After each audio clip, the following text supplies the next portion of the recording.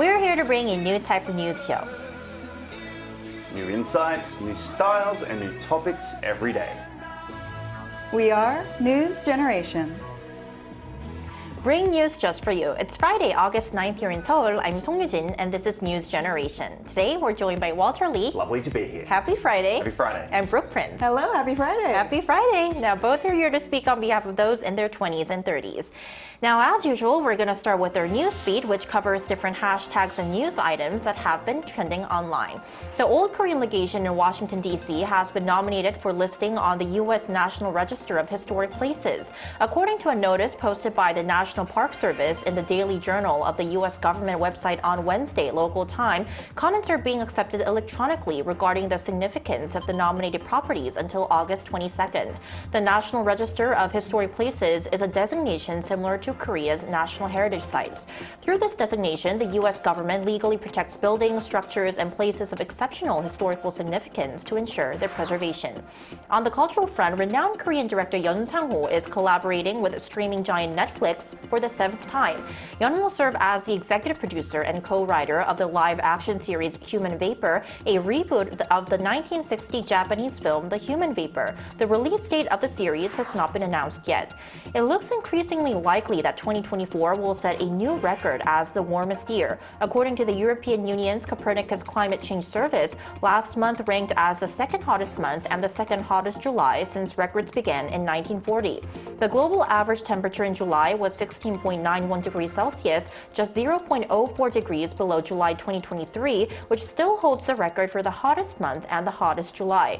From January to July this year, global temperatures were 0.7 degrees Celsius above the 1991 to 2020 average.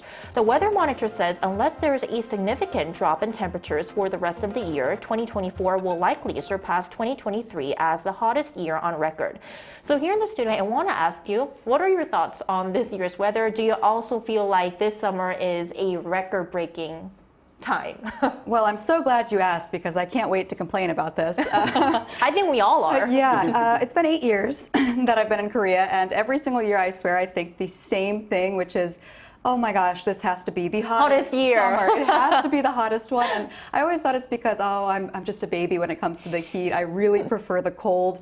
But no, the numbers do not lie. Right. Apparently, we are breaking records every year with the heat. And the thing about heat in Korea is that it's muggy. It's humid. So it's like the rainy season right now, which means it's raining off and on. And basically, whenever you go outside, whether it's raining or not, it feels like it's wet. You're just sticky.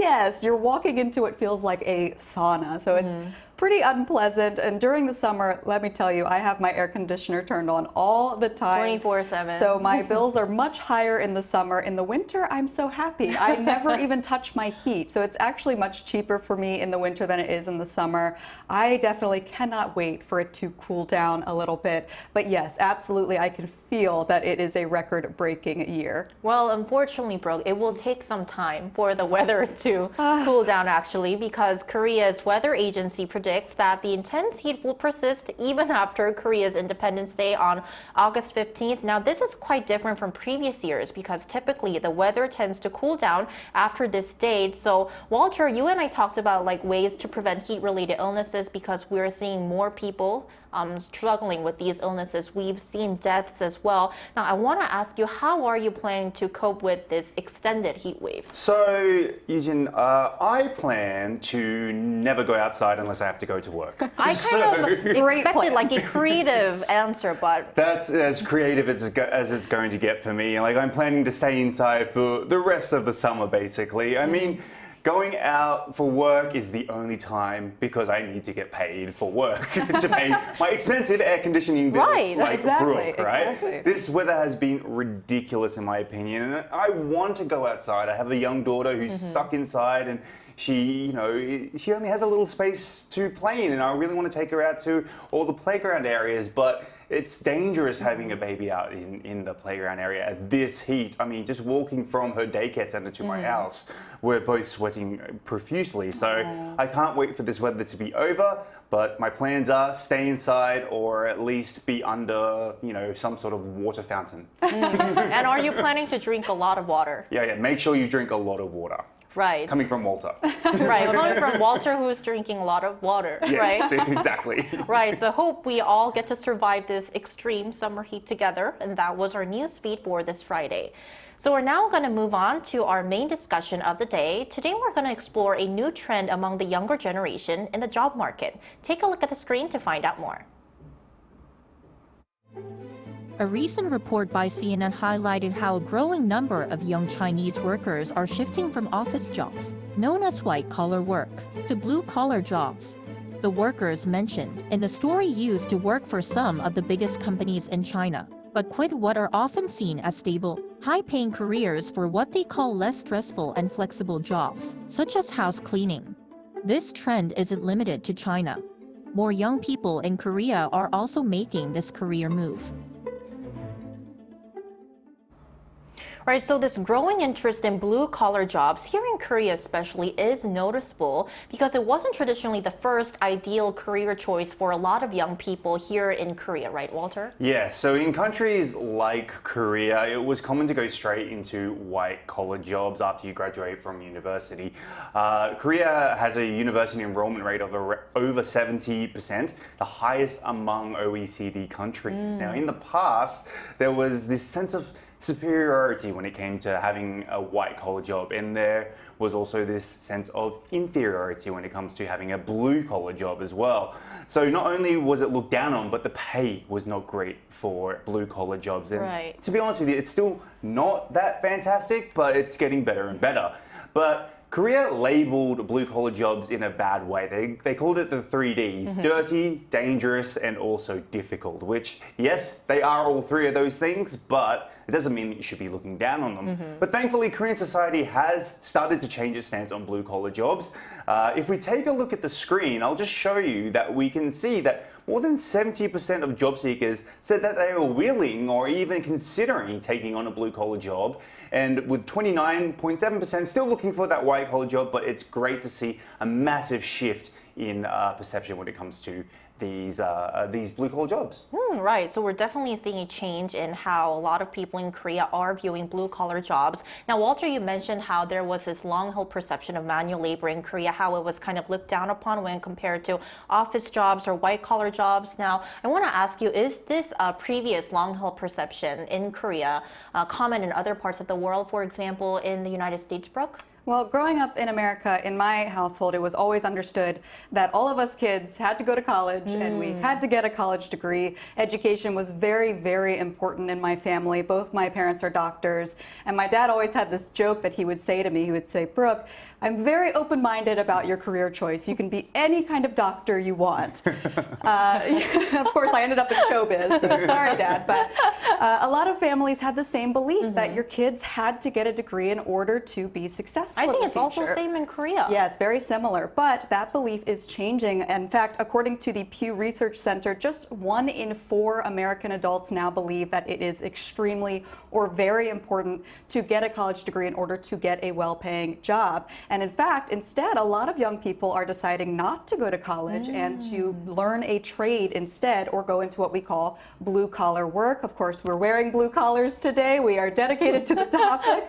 But one of the biggest appeals of this blue-collar work is that you get to avoid student debt. So as we all know, student debt in America is a huge problem. A lot of students will come out of college with $150,000 of debt or more, and that could take your entire life to pay off. So a lot of young people are thinking, well, why would I do that when I can just hit the ground running and immediately go into the workforce? So I definitely see why it's appealing, not just in the United States, but apparently in Korea as well. Right, so this is the case in the United States. Now, how is it in Australia, Walter? Well, so in terms of Australia, Australians are, or basically have been for quite some time, the opposite view of Korea in regard to blue-collar jobs. Like, in fact, they have arguably been favoured over going to university when Australia actually has less than 50% of university enrollments. So, which is quite low, but that's not a bad thing. Blue-collar jobs pay very, very well in Australia.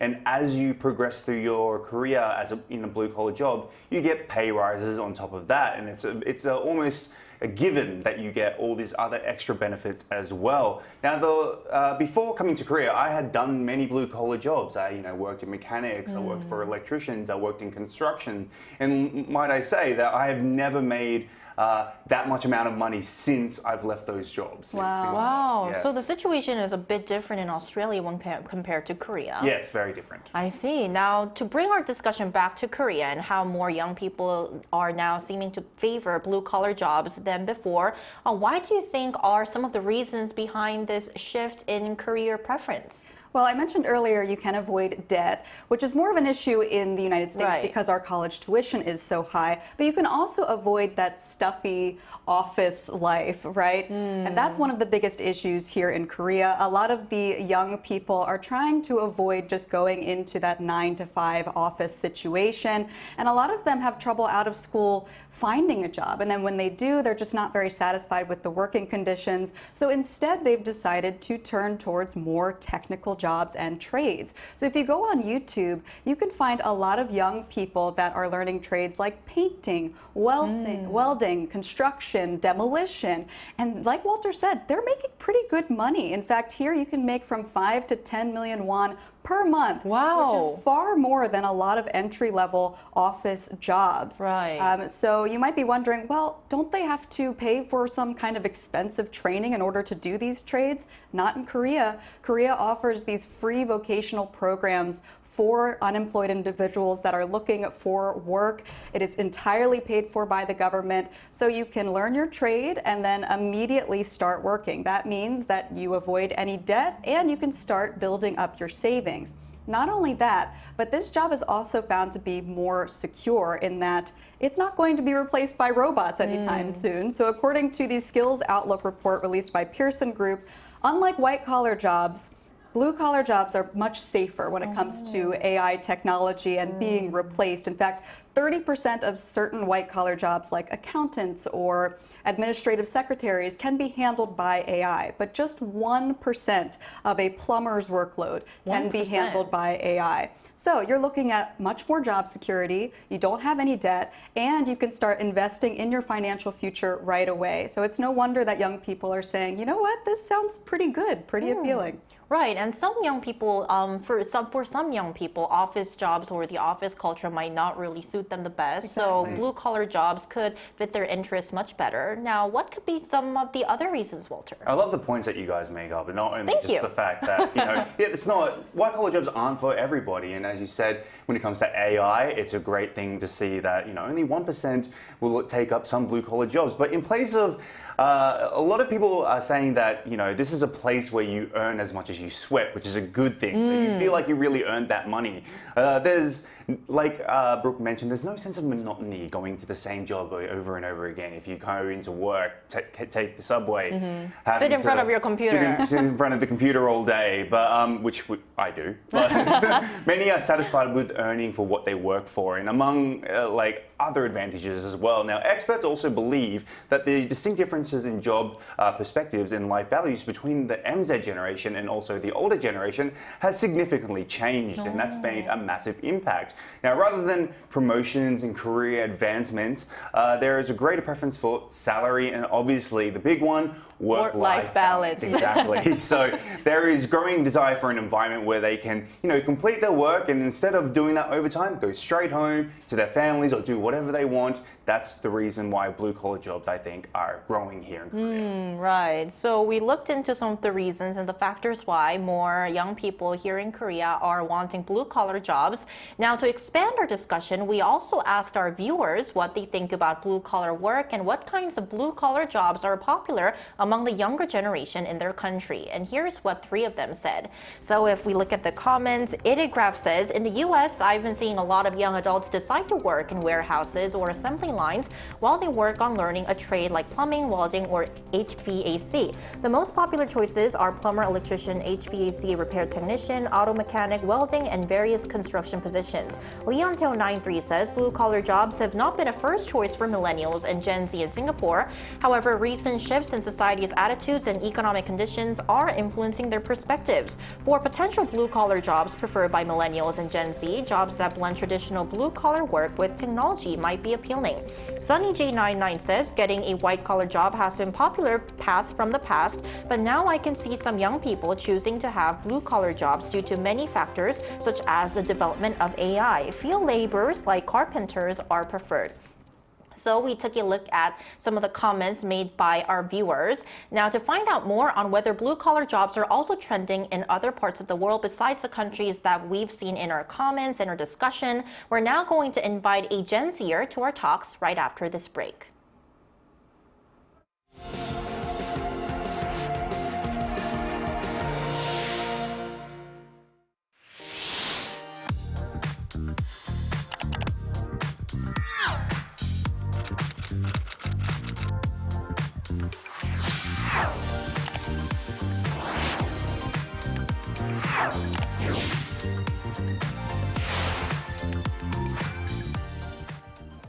Right, so for our live interview today, if you're a regular viewer of Newsden, you might recognize him. We're joined by Fabio Gonzalez, a Spanish Gen Z living in Korea. Welcome, Fabio. Hello, nice to be here again. Hi, nice to see you again and to speak to you today as well. So our first question for you, Fabio, is are you actually seeing more young people around you choosing blue-collar jobs these days? And if you are, what kind of jobs are they choosing and why? Well, not necessarily, but I think it's because it's not generalized the work behavior of an entire generation worldwide. But I would say that it's not the blue-collar jobs are necessarily becoming more popular or better socially perceived around the young people that I know, but it's rather that the demand around them has skyrocketed. And I feel like it's because during COVID, white-collar jobs took center stage as most activities basically moved online. But now that things have somewhat returned to normal, there's a growing need for blue-collar workers.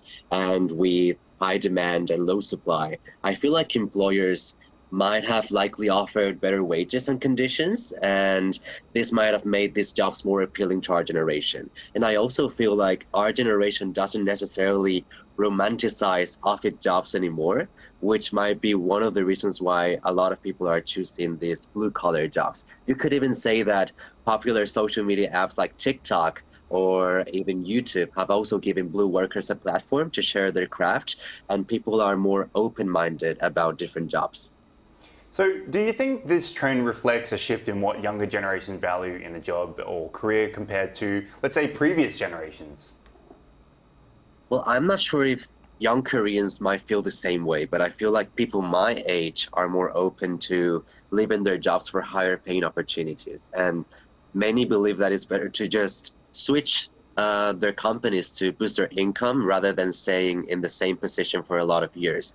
And at the same time, I think our generation has also been shaped by a more individualistic mindset, and we have also been growing up looking up to successful entrepreneurs, which has also inspired many to just start their own business and profit directly from their own ideas. And I feel like this might be the biggest change in mentality in our generation. Hi, Fabio. Great to see you again. I have one more question for you. So beyond China and Korea, which we mentioned earlier in our discussion, do you see this trend happening in other parts of the world as well, perhaps including the country that you're from? Well, I feel like this exact situation is probably happening in a lot of countries. But I feel like in my environment, both here in Korea and in Spain, it has been hard to find people who are currently working full-time as blue-collar jobs, these blue-collar jobs, because most of the people that I know are probably college or graduate school students, and they basically took these blue-collar works for short periods of time or just as a part-time job during their studies. And as I mentioned earlier, the increase in young people taking these jobs is more likely due to a better condition that comes with higher demand. But that doesn't necessarily mean that the social perception of these jobs has completely shifted. And many young people are still focused on landing these high-paying, stable jobs or jobs that have this very high social recognition or even starting their own business, which are things that might be a little bit harder to achieve with a blue-collar job. But I feel like it's also good that a lot of young people are considering taking these necessary jobs, and I hope that the conditions for blue-collar jobs and their social recognition keeps improving. All right, thank you, Fabio, so much for your time today, and can't wait to talk to you in the studio soon. Thank you so much. See you soon. Thank See you you. then. Bye. Bye. Bye. Right, so here in Korea, finally, there is a saying that goes, no job is superior or inferior, and the trend of more young people preferring blue-collar jobs, which we've talked about today, seems to reflect how our society is changing in this direction even more. So wrapping up our episode for today, how do you think that the blue-collar job market in Korea will evolve? Do you think that we'll get to see more young people continuously joining the blue-collar workforce? Oh, yes, I do. And like you said, no job is superior or inferior, and it should never be that way. Unfortunately, Korea did create the stigma on it at one point in society, and it was really looked down upon. But I'm so glad to see. The most important thing is I'm glad to see that society is changing its views on blue-collar jobs and realizing that there is demand for it. And like Fabio mentioned, there's also areas where it's high-paying, better pay, like some are even doing it as part-time jobs as well. So I really think it's a great movement towards going to a blue-collar job. And who knows, that's where I might be in the next couple of years. Well, we'll have to see. Yes. I'll be too old for this program in a couple of years. Stop. Now, what are your thoughts on this, Brooke? Well, I used to teach English at a high school here about 8 years ago. So gosh, almost 10 years now, almost a decade has passed. And back then, I could not imagine having this conversation because all of my students were so obsessed with getting into a good college. They were stressed out every day over suneung, which is the equivalent of the SATs, except a much bigger deciding factor when it comes to getting into a good college here.